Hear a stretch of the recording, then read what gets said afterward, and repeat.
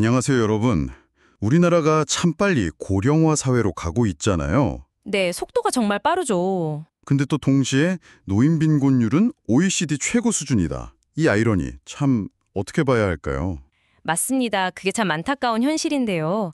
특히 자산 대부분이 이제 부동산, 집에 묶여 계신 어르신들이 많으시죠. 네, 맞아요. 평생 모은 재산인데 당장 쓸 현금이 부족하시다는 거. 그렇죠. 그 유동성 문제가 심각한 경우가 많습니다. 그래서 오늘 바로 이 문제를 좀 해결할 수 있는 방안 중 하나로 주목받는 주택연금에 대해서 좀 깊이 파고들어 보려고 합니다. 아, 주택연금이요? 네, 중요한 주제입니다. 이게 단순히 뭐 금융상품 하나다 이런 차원을 넘어서요. 최근 연구들을 보니까 우리 경제 전체에 활력을 불어넣고 또 수십만 명을 빈곤에서 구해낼 수 있다. 이런 잠재력 분석까지 나오더라고요. 네, 맞습니다. 그 잠재력 자체는 상당히 크다고 평가되고 있습니다. 과연 그 가능성이 어느 정도인지, 또 왜 이렇게 좋은 제도 같은데 아직 많은 분들이 망설이시는지 그 이유도 좀 궁금하고요. 네네. 현실적인 장벽들이 좀 있죠. 그리고 어떻게 하면 이 잠재력을 정말 현실로 만들 수 있을까? 이런 부분들을 오늘 좀 집중적으로 이야기 나눠보겠습니다. 이래 뭐 당장 여러분의 노후 설계에도 도움이 될 수 있고 또 우리 사회 전체에 미치는 영향도 클 것 같거든요. 네, 개인적인 차원뿐만 아니라 사회 경제적으로도 의미가 큰 제도입니다. 근데 말이죠. 이 주택연금, 제가 듣기로는 자격 요건을 갖춘 가구 중에서요. 실제 가입률이 2%가 채 안 된다고 하던데요. 네, 맞습니다. 2% 미만입니다. 와, 생각보다 정말 낮은 수치인데요. 잠재력 이야기랑은 너무 거리가 먼데요. 왜 이런 거죠? 네, 그 간극이 참 크죠.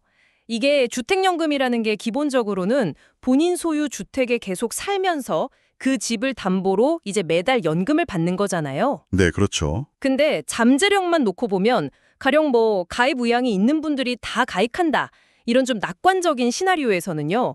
GDP가 최대 0.7%까지 증가하고 0.7%요? 와, 엄청나네요. 네, 그리고 약 34만 명의 어르신들이 빈곤에서 벗어날 수 있다.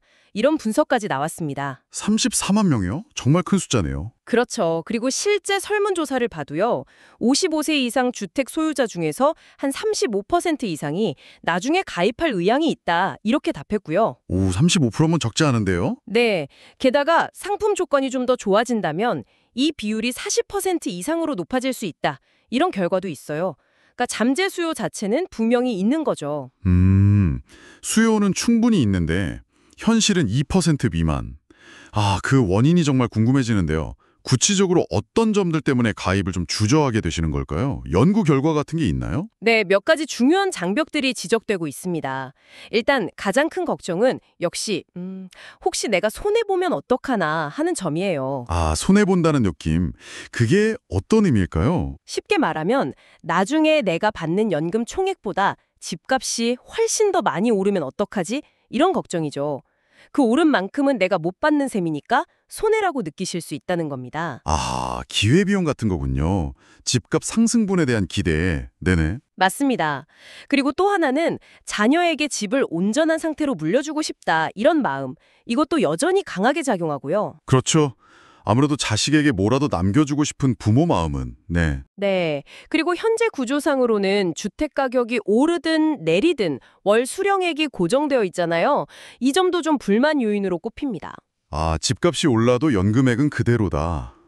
그럴 수 있겠네요. 네. 그 외에도 뭐 중간에 해지하려면 부담금이 좀 있고 또 연금액 자체가 물가 상승률을 제대로 따라가지 못할 수도 있다. 이런 우려도 제기되고 있습니다. 결국 정리해보면 미래의 불확실성, 특히 집값 상승에 대한 기대 때문에 혹시 손해볼까 하는 두려움, 그리고 자녀에게 상속하고 싶은 마음, 이 두 가지가 가장 큰 걸림돌군요. 네, 핵심은 그 두 가지라고 볼 수 있습니다. 심리적인 요인이 상당히 크죠. 이런 어떤 심리적인 부분까지 좀 고려한 해결책이 필요해 보이는데요. 그래서 공적주택연금, 그러니까 주택금융공사 상품 관련해서는 어떤 개선 방안들이 좀 논의되고 있나요? 네, 그런 우려들을 좀 해소하기 위한 구체적인 제안들이 나오고 있습니다. 첫째는요, 아까 말씀하신 집값 변동 문제를 해결하기 위해서 이걸 연금액에 연동시키는 거예요. 주택가격 연동형 상품, 이걸 선택지로 하나 더 만들자는 거죠. 오, 가격 연동형이요. 집값 오르면 연금도 같이 오르는? 네, 그렇습니다. 물론 반대로 내리면 같이 내릴 수도 있겠지만 선택지를 주는 거죠. 둘째는 자녀 상속 문제입니다. 자녀가 나중에 그 집을 상속받기를 원할 때 그 대출 원리금 상환 기간을 지금보다 좀 더 넉넉하게, 예를 들어 한 3년 정도로 늘려주자, 이런 상속 요건 완화 방안도 있고요. 아, 상환 부담을 좀 줄여주자는 거군요. 네. 그렇죠. 셋째는 이거 가입하면 손해본다, 이런 오해가 좀 있으니 관련 정보를 더 투명하게 공개하고 홍보도 좀 강화해야 한다는 겁니다. 정확한 정보를 알려드리는 거죠. 네, 소통이 중요하겠네요. 마지막으로는 세제 혜택입니다. 지금도 재산세 일부 감면 혜택이 있긴 한데 이걸 좀 더 확대하는 방안도 거론되고 있습니다. 네, 공적연금 개선 방안은 잘 알겠습니다. 그런데 사실 시장 원리에 맡기려면 민간 금융기관의 역할도 중요할 텐데요. 이쪽 시장은 거의 활성화가 안 됐다고 들었어요. 왜 그런가요? 이건 또 다른 문제가 있는 건가요? 맞습니다. 민간주택연금, 우리가 흔히 영모기지라고 부르는 시장인데요. 이건 거의 유명무실한 상태라고 봐야 합니다. 유명무실하다고요? 왜죠? 일단 인지도가 너무 낮아요. 잘 모르시는 분들이 많고 또 결정적으로 가입자에게 좀 불리한 조건들이 많습니다. 예를 들면 연금 지급 기간이 공적연금처럼 종신, 평생이 아니라 30년 이런 식으로 딱 정해져 있거나. 아, 기간 제한이 있군요. 네. 그리고 더 큰 문제는 나중에 집값이 만약에 담보 가치보다 떨어지면 그 손실을 가입자가 책임져야 하는 경우, 이걸 소구형이라고 하는데 이런 상품들이 많다는 거죠. 헉, 집값 떨어지면 내가 돈을 더 내야 할 수도 있다고요?